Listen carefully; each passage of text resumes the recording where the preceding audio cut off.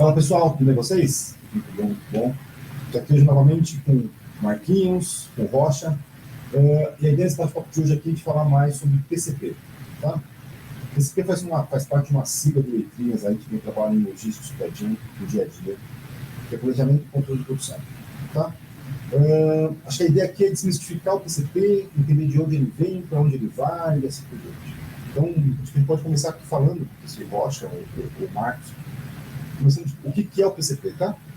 Marcos, fala. Ele falou pra você. Bom, o PCP, como a sigla diz, né, Planejamento e Controle de Produção, ele vai receber o plano mestre de produção. A gente já tem vídeo falando disso, né? E ele vai gerar, o objetivo dele principal é programar esse plano, programar em horas, máquina, quem vai fazer o quê, qual o volume, e gerar as ordens de produção. Essas ordens de produção, uma vez geradas, eles também têm como objetivo fazer o controle. Certo, Nandilson? É mais fácil quando alguém fala primeiro, porque você só complementa. Então, vou só complementar o que o Marcos falou. É isso mesmo, né? Planejamento e controle de produção. Bebe numa fonte no planejamento mestre que a gente falou no outro vídeo, onde a gente falou de IBP, SNOP e plano mestre, o MPS, e ele desdobra no planejamento e controle de produção, que na verdade, quando o Marcos falou programação, a gente pode também dizer que esse planejamento e controle de produção é um sequenciamento, né, mais refinado, mais granulado, né, do que tem que acontecer no dia a dia, no processo produtivo. Tá bom, mas você faz isso baseado no quê? Dado uma capacidade produtiva demonstrada, depois a gente vai falar dos erros, né, do dia a dia de PCP, mas tem que ser em cima de uma capacidade efetivamente demonstrada e, fundamentalmente, depois que você rodar esse plano, depois que sequenciar, você vai emitir as ordens de produção, vai fazer a passagem de bastão para a manufatura, para o processo produtivo e acompanhar, né, se a gente está ganhando ou perdendo no dia a dia, né, porque aí você vai também enxergar a efetividade do seu plano. Não adianta o PCP só simplesmente fazer um plano, mas qual a inteligência desse plano? Né? Que lógica, que racional que o PCP elaborou esse plano? Né? Se é um plano maluco que fez um sequenciamento, 10 minutos faz uma peça, 20 minutos faz outra, é só deixar a manufatura maluca, né?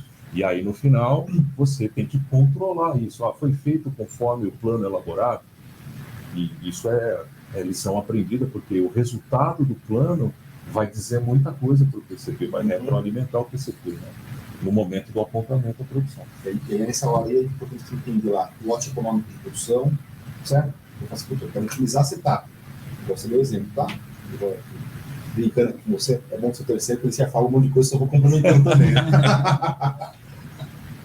Então, o PCP é importante, vamos lá.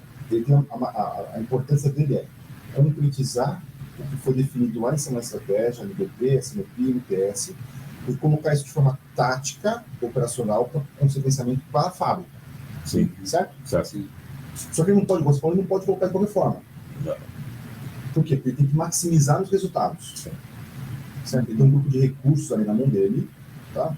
Mão de obra, máquina, material, enfim. Ele tem que maximizar isso daí para chegar no resultado esperado que está definido no MPS lá. Certo? Ele não vai criar resultado, ele não tem objetivo disso. O objetivo dele é executar da melhor forma possível algo que alguém já definiu. Tá? Então é importantíssimo ter esse tom. Se for pensar, boa parte das empresas do Brasil, de médio porte, não empresas gigantescas, que estão estruturadas, multinacionais, mas vamos pegar a empresa de médio porte. Empresa de médio porte, no geral, não tem IPP, não tem SNP, não tem MPS. Ok? A realidade é dura. A realidade, que é de quem está se planejando boa parte, tá? É bom, né? Aterrissar, né? Vamos aterrissar. Isso. A gente não tem. Embora a gente saiba, que a gente já vivenciou em muitos projetos, em empresas que trabalham, que tem isso aí, que fica muito mais alinhado o fluxo de informação, em boa parte dos locais isso não existe. Não. Certo? Acho que a gente pode começar falando, na minha opinião, isso é o input do PCP. Tá? Quando nós não temos esse input, Tá? Uhum. Qual que é o impacto disso para o PCP? Tá? Tipo, como que a gente pode pensar que boa parte não tem? Sim, eu acho que nos cenários que eu já vi onde não existe um processo SNOP, um processo tático estratégico, a principal dor é o PCP se torna os bombeiros da indústria. Então, para tudo eles têm que apagar o fogo do pedido que entrou de última hora e reajusta o plano toda hora. Então, algo que poderia ser executado semanalmente, com tranquilidade, se transforma em sua semana, se transforma em dia. Você tem que fazer o dia que você deveria trabalhar em uma semana. Então, assim, eu acho que sem dúvida esse é o principal impacto na vida de quem está trabalhando. Na vida da empresa, para mim, sem dúvida, é o mau posicionamento do inventário. O inventário vai ficar totalmente inviável de gerir, principalmente em indústrias que dependem de um fornecedor externo como China, que tem Prazo de entrega. que tem um lead time mais alto. E aí você vai precisar ter vai ter uma ruptura maior de inventário. Isso. Sempre complementando. Só para resgatar assim, né? Por que a gente planeja? A gente planeja para evitar imprevistos, né? Para atenuar riscos, evitar imprevistos e eventualmente trabalhar na exceção. Bom, é por isso que faz IBP ou SNOP, depois desdobra para um plano mestre, porque o plano mestre ele tem um horizonte muito maior, né? Onde você percebe, consegue enxergar a empresa, depende da empresa, 6 meses, 12 meses, cada um define como quiser, como achar que tem a ver com o contexto. O planejamento e controle de produção o sequenciamento, ele vai dar a cadência mais próxima no curto prazo. Poxa, se eu não tenho plano mestre, se eu não tenho SNOP, se eu não fiz nada disso, se o PCP vai simplesmente pegar a demanda e levar para a fábrica, ou analogamente falando, sem fazer um processo de digestão adequado, sem adotar um remédio que vai atenuar as surpresas e aquilo que não está previsto, o que vai acontecer? Caos. Né? Vai ser o que o Marcos falou. Né? Se der uma roupa vermelha, a gente vai entender que o profissional de PCP é um bombeiro. Por quê? Ele vai estar sempre tentando corrigir uma rota, porque ele não planejou a rota adequadamente. Né? Imagino que nenhum avião parte de nenhum aeroporto, nem que seja para sair de Congonhas para Santos Dumont, sem um plano de voo, porque provavelmente ele vai enfrentar imprevistos e vai ter problemas. É por isso que se planeja, é por isso que não dá para trabalhar, não é adequado trabalhar dessa forma. Mas qual que é a realidade? A realidade é que o Fernando falou. Se a gente é antagônico, né, paradoxal, né? A gente sabe de tudo isso, mas boa parte das empresas, independente, às vezes nem tem muito a ver com o seu tamanho. Existem empresas de grande porte que também não tem processo adequado, né? Ainda. Podem até já ter identificado que é necessário, que está trabalhando nesse sentido, mas não chegou lá ainda. Assim como tem empresas que estão trabalhando na excelência, né? Eu conheço empresas que trabalham na excelência.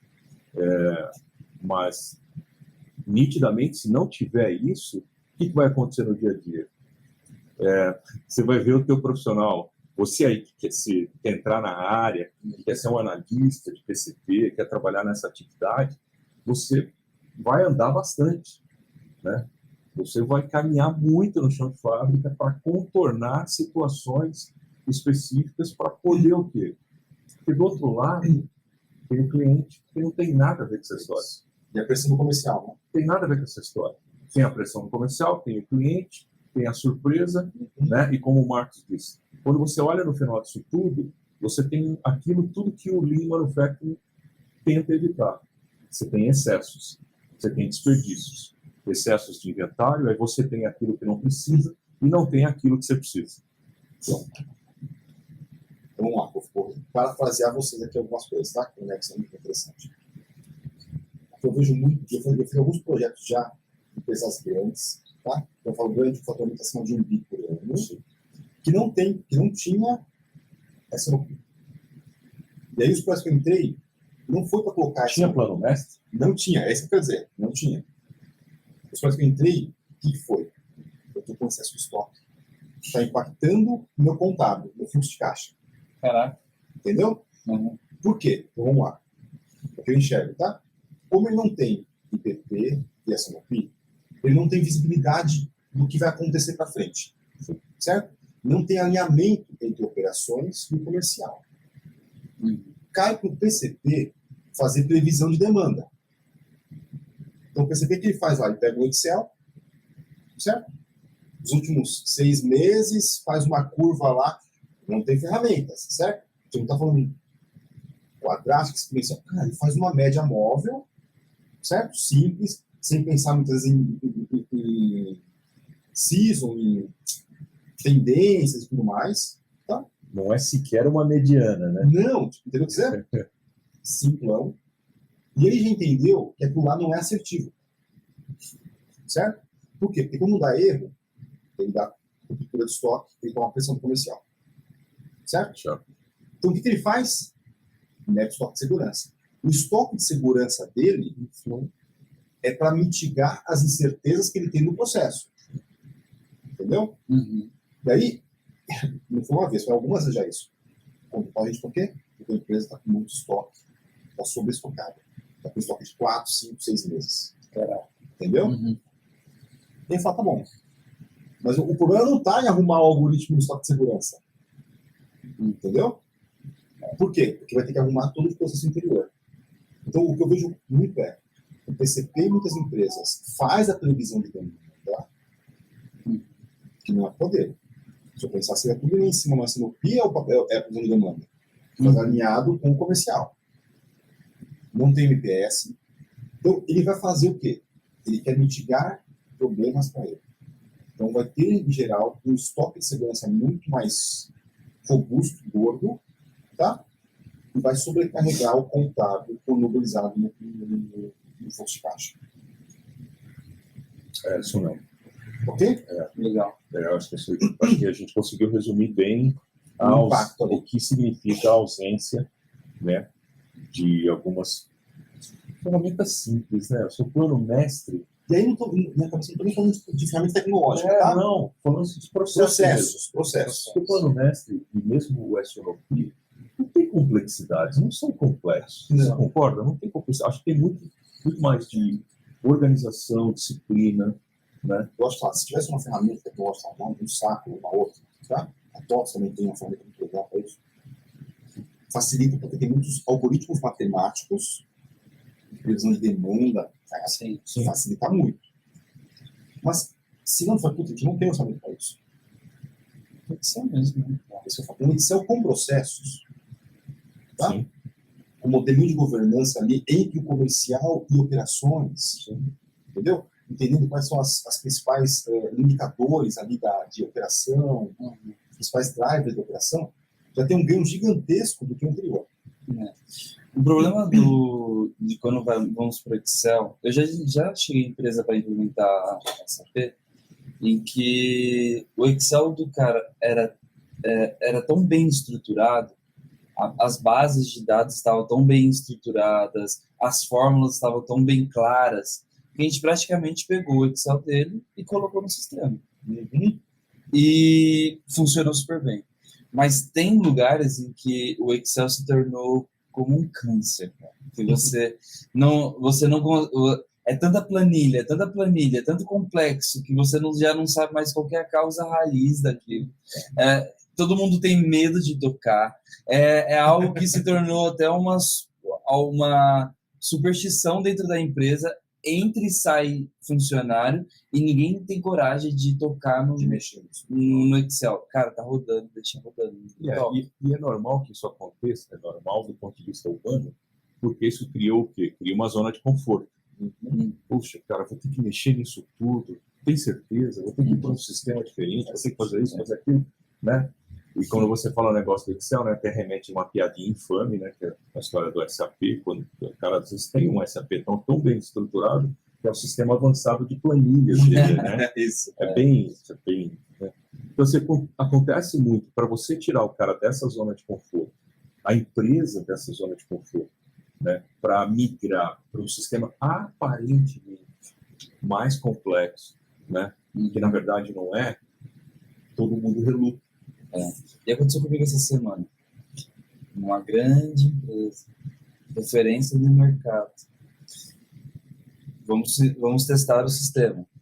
O sistema SAP, como que a gente configurou, versus a planilha do... Que existe antes. Começamos a comparar. Falei assim, caraca, tá dando uma variação muito grande, cara. Tá dando uma variação muito grande. Falei assim, não é possível. Olhei o sistema assim, médio o sistema faz bem, né? Era só uma fórmula de média. Tava tranquilo.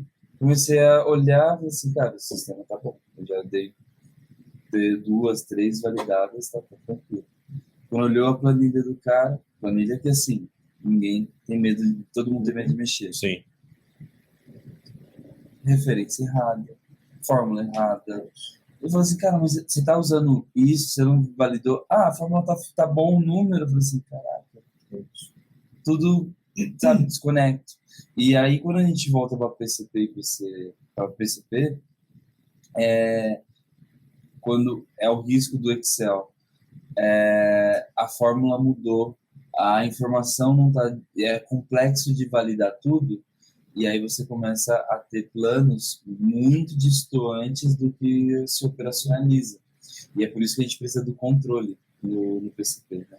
Porque se o seu Excel falhou, pode ter certeza que a produção ali, a máquina, o que saiu, não vai mexer. É que o pessoal não consegue enxergar o seguinte, por exemplo, alguns atributos de alguns sistemas, né, seja ele SAP ou qualquer outro, né, de que os atributos, por exemplo, de você poder, por exemplo, fazer uma simulação.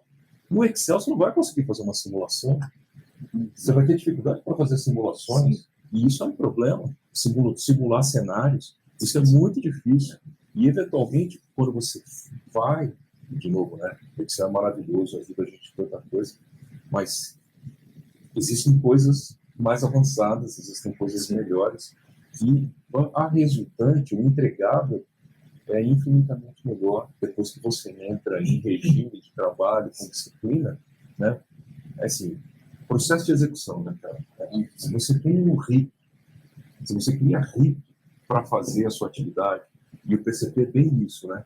Assim como várias atividades da área de supply chain, se você cria ritos de execução do processo, você vai começar a enxergar que o processo, cara, ele vai começar a trazer resultado.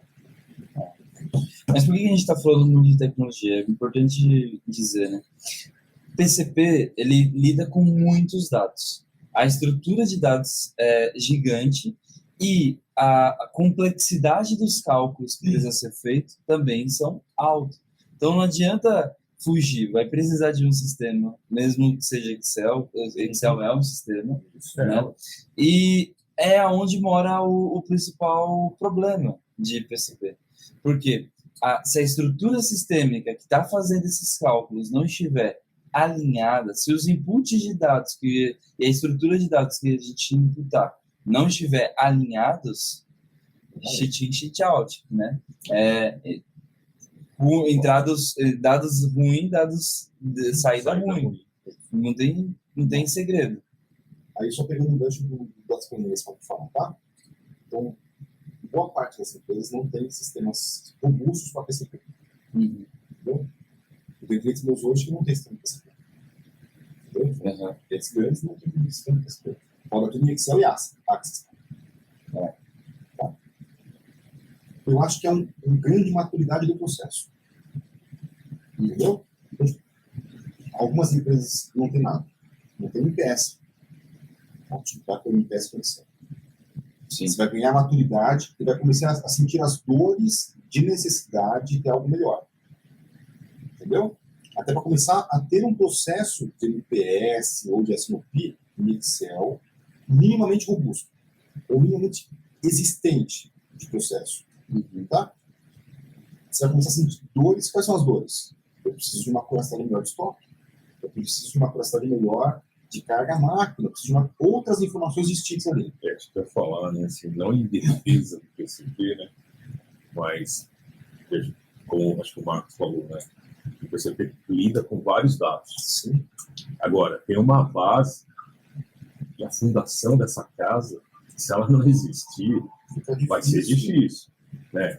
Estrutura de produto, roteiro de processo, centros de trabalho definidos, quais são os dados de OEI, blá, blá, blá, blá, blá, blá, blá. Como o PCP vai ter dificuldade para planejar algo, se ele falar assim, bom, eu tenho 100 para fazer. Mas vamos entender, tipo, a realidade de boa parte do Brasil não tem isso. Não tem isso que você falar. Isso é o básico ali. Mas é o básico, mas assim, qual é a dor hoje? Muitas pessoas, por exemplo, muitos profissionais de PCP não identificam qual é a sua maturidade. Então, por exemplo, na sua empresa você tem todos aqueles processos táticos e estratégicos, tem. Então, a sua maturidade está em um ponto mais avançado. Mas tem muitas empresas que não têm. Então, sua maturidade de processo como empresa está mais baixo. E muitas das vezes a gente chega para implementar um processo, para reestruturar um PCP, e eu queria automatizar o meu laboratório, colocar pós-produção. O cara já está querendo olhar pós-produção. Como? Se o cara não tem um mínimo de processo anterior a isso, entendeu?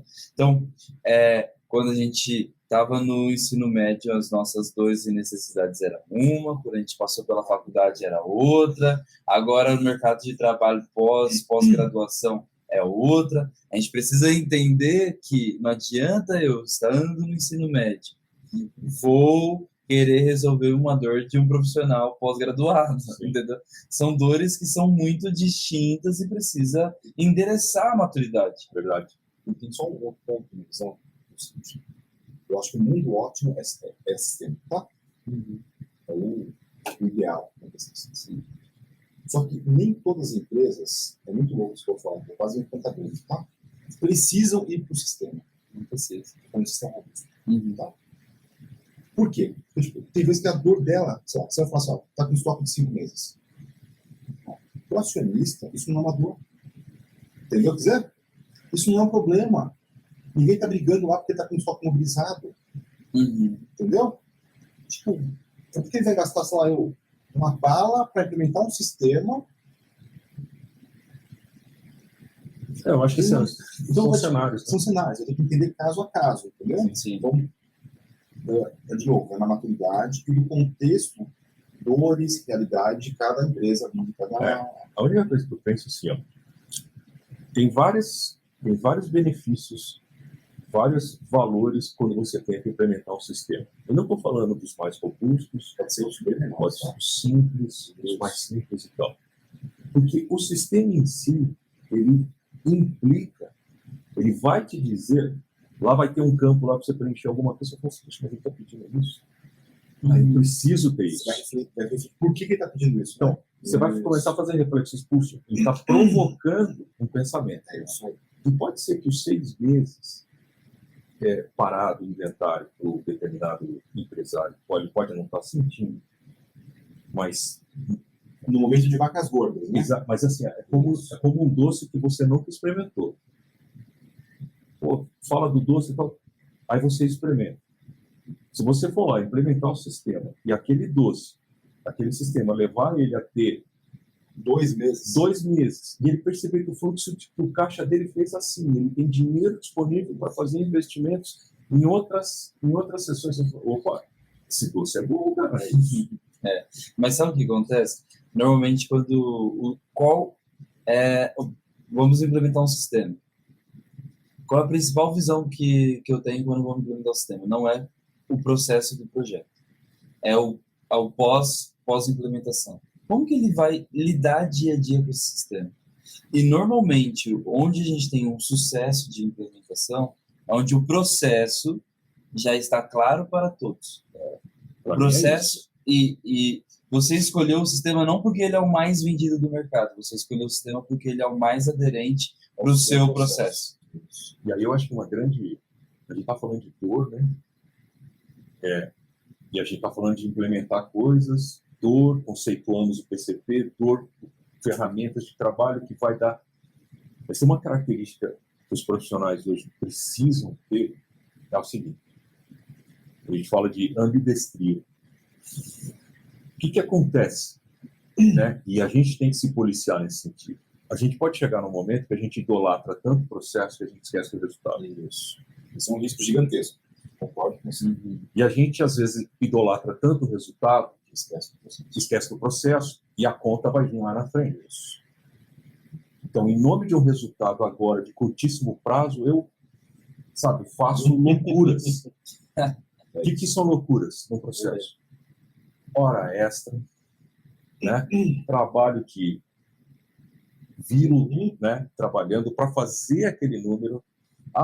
Tá faltando uma peça, sai correndo, vai comprar um material. Não respeita uma política de... Não respeita a política, e aí você vai comprar, vai pagar mais caro, e assim sucessivamente. Então, profissionais aí, você aí que está nos ouvindo, né? Em qualquer área da atividade profissional que você pensa nisso. Que não adianta você só bater bem na bola com a perna direita. Se você não bater bem na bola com a perna esquerda, você vai ter problema. Se você tem um goleiro que no pênalti ele só cai para o lado direito, né? Com tanta ferramenta de observação hoje, o que vai acontecer? Todo mundo vai bater no canto esquerdo e esse cara não vai pegar um pênalti. Entendeu? Então, assim, a ambidestria na atividade profissional que a gente exerce, ela é fundamental. Olha, enquanto eu melhoro o processo, eu tenho que entregar o resultado. Não tem ilusão, né? Ninguém vai esperar você implementar todo um processo estratégico, tático e operacional, no caso do PCP, e o resultado não acontecer. Não é assim que funciona. Posso dar um exemplo aqui para ilustrar isso aí que você falou? Eu acho interessante, tá? Teve uma época no passado, eu fiz um projeto que a gente pegou e a gente meio que assumiu a diretoria de supply e operações. Sim. Por um tempo, Por um essas período. coisas mais um período. Né? Isso, por um período, tá? Acho muito legal. Então, a gente foi lá, subiu. E tinha uma meta dos acionistas que tinha que crescer X% lá num período para... Tinha um ramp-up de crescimento. Sim. E o comercial fez uma campanha maluca lá, que eles iam triplicar o faturamento depois de 2 meses. Louco. Entendeu? Cara, fizeram ações lá, promoção. 1 milhão sem morte. Foi lá validar o negócio, show de bola. Daí vieram, você topa esse negócio? Cara, como é que eu vou topar? Triplicar a produção em 3 mil? Não tem como, tá? Cara, daí veio tudo na minha goela. Vamos fazer. Era um turno, tirei 3 turnos. Aí não tinha mão de obra qualificada, não tinha processos, você não tinha coordenadores, entendeu? Então, tipo, operação, você perdeu todo o processo que você acabou de falar. Tinha 3 turnos com pessoa, mas não tinha processo para 3 turnos. Entendeu? Vocês não estavam nem estabilizados para 1 turno, entendeu? Eu meti 3. Matéria-prima, meu fornecedor não estava capacitado para entregar esse volume. Cara, compra aí de outro fornecedor, não dá tempo para fazer todo o processo de validação. Cara, manda matéria-prima, cara. Preciso de matéria-prima. Entregamos. Mas o custo disso daí foi absurdo. Entendeu? O custo da não qualidade de refúgio foi gigante. Foi prejuízo, negócio. Entendeu? Não foi rentável a operação. O faturamento foi bom, mas o EBITDA é negativo. Entendeu? Isso aí é análogo. Eu não sou, eu não tenho conhecimento para falar disso, mas a gente escuta, a gente assiste vídeos e tal, né, do tal do CAC, né, do custo de aquisição do cliente. Quanto custa você adquirir um cliente? Né? Sei lá, tem exemplos aí que você experimenta uma plataforma, por exemplo, por X tempo de graça, né? E depois, se você gostou, você vai. Então, esse tempo que você for utilizar a plataforma tem um custo. Se esse custo for maior ou for próximo daquilo que você vai ter de margem, já tem um problema aí.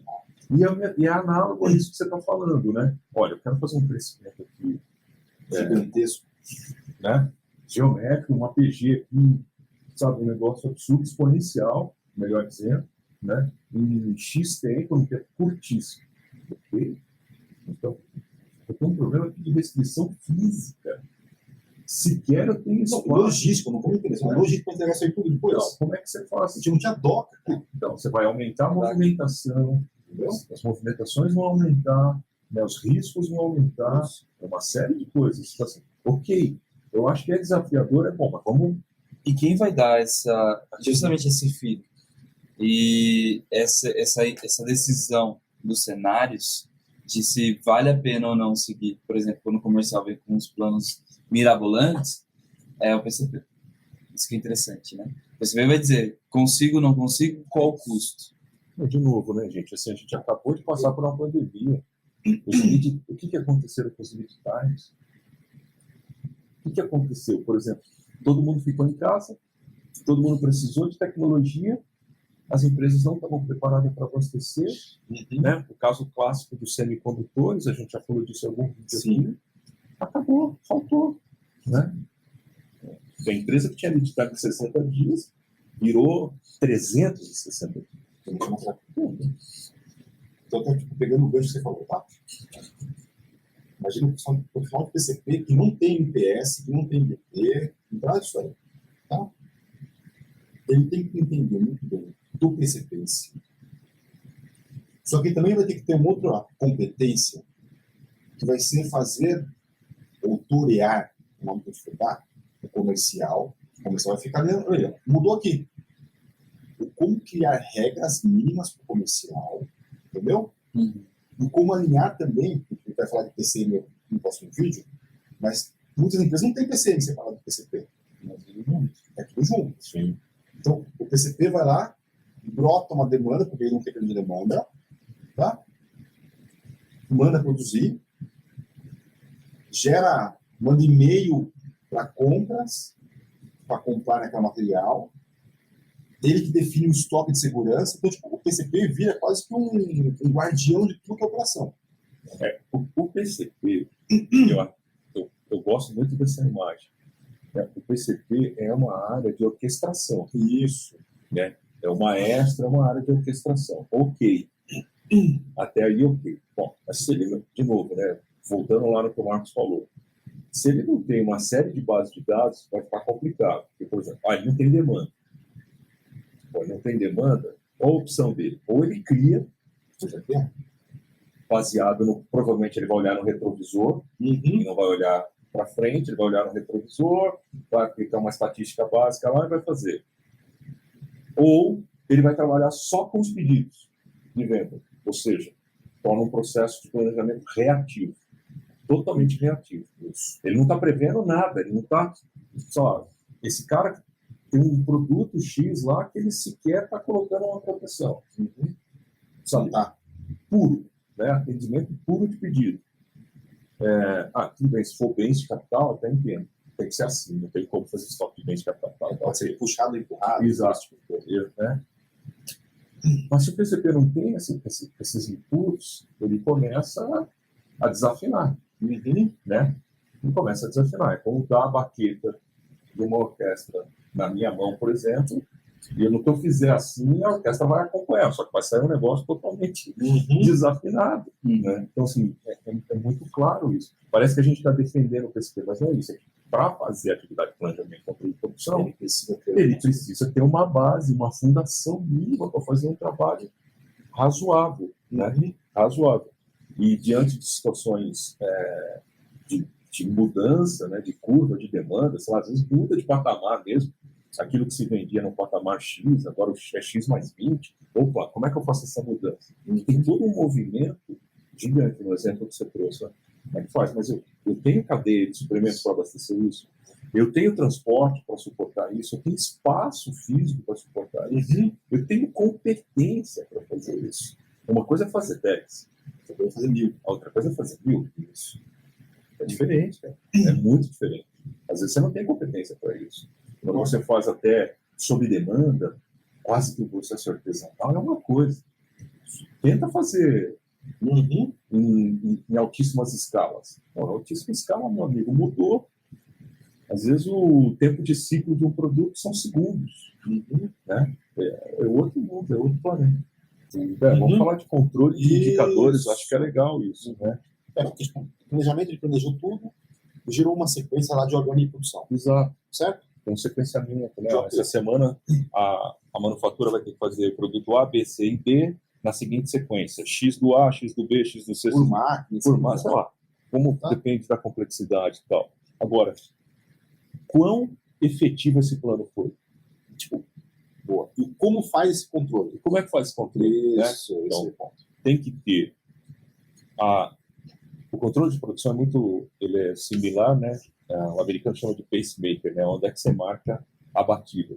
Então, tem que ter um ponto no processo produtivo, normalmente no final do processo produtivo, peça embalada, inspecionada, etiquetada, aqui é o ponto de controle. Aqui eu terminei efetivamente, aqui eu vou apontar o produto. Né? Para te dar exatamente a dimensão de quão capaz o teu processo de manufatura de suportar aquele plano que você fez. Porque, poxa, se eu fiz um plano de 100 e eu estou, há 12 semanas fazendo um plano de 100, mas a fábrica está entregando 50, exemplo mais básico possível, tem uma coisa errada, ou no plano ou nos dados de entrada. Né? Alguma coisa precisa ser feita. Então, por isso que precisa controlar. O primeiro indicador que eu sempre produzo, né, e sugiro dentro de um projeto é a aderência.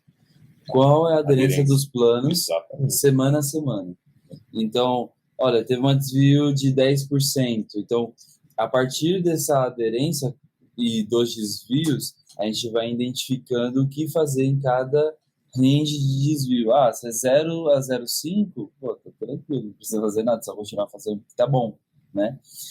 De 5 a 10, tem que dar uma validada em onde está, né? Foi problema de material, foi problema de rendimento, foi problema de operação de mão de obra, e de acima de 10 é crítico, né? Variou 10% do plano, a gente está num cenário super crítico. E o que é legal, tá? Essa aderência, o apontamento, tem alguns pontos, vamos dizer, que são interessantes. No plano de produção, a gente coloca a matéria-prima que você está empenhando, certo? E você analisa o quanto que você, vai fabricar um caderno, o quanto de papel eu usei, o quanto planejado e o quanto foi realmente usado. Certo? Previsto, né? Então você consegue fazer ali refugo, descarte, tudo mais. Então tem uma aderência da matéria-prima, a primeira coisa. Certo? Certo.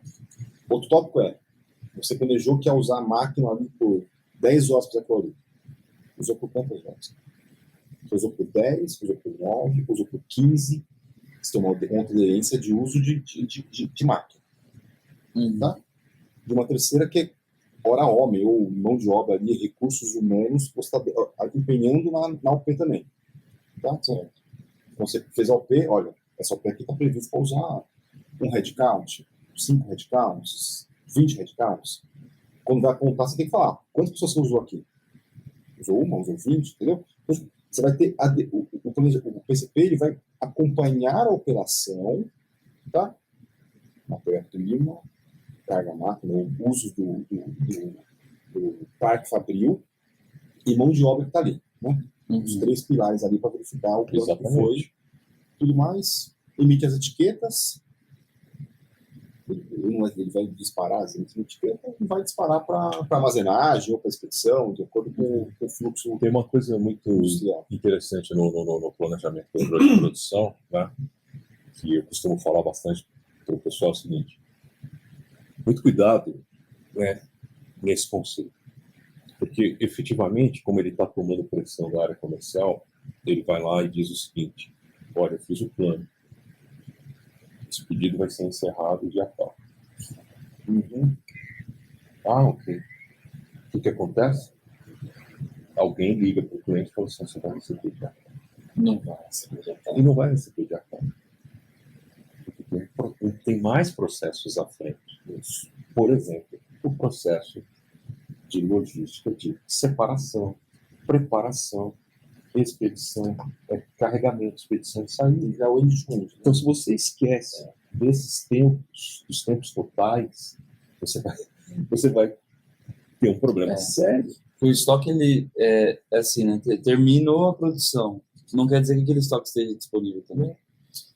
Qual é o tempo do setor de qualidade? O setor de qualidade está operando sobre alta demanda, eles estão com um gargalo em qualidade. Quanto tempo ele vai demorar? Eu já fui em indústrias que o setor de qualidade demora 2 meses para liberar um produto. Nunca tive essa experiência, mas é interessante. Mas por quê? Porque os laboratórios não estão... Indústria farmacêutica. Tá. Os laboratórios estão... Não dá conta de fazer toda a análise química que é requerida, entendeu? E não consegue mandar para fora, porque tem que ser um processo auditado, tem toda uma restrição. Então, o que os caras normalmente... Cara, preciso de controlar a área de laboratório, mas como você controla se o laboratório é manual, se o laboratório não está automatizado, se o laboratório... Então, o processo de laboratório passa a ser dono num lugar assim, a partir de 20 dias até 2 meses de validação de qualidade, passa a ficar dentro do guarda-chuva de... Eu nunca parei para pensar nisso. Eu nunca trabalhei com isso também. É interessante o ponto que você está trazendo. Porque eu acho que assim, o pecado que eu queria trazer nessa história é que, assim, quantas vezes o cara chegou e falou assim, o produto tá pronto. Tá pronto? Aí você vai ver, espera um pouquinho, não está embalado. Não, tá no teste. Tá terminando o teste. Tá tranquilo.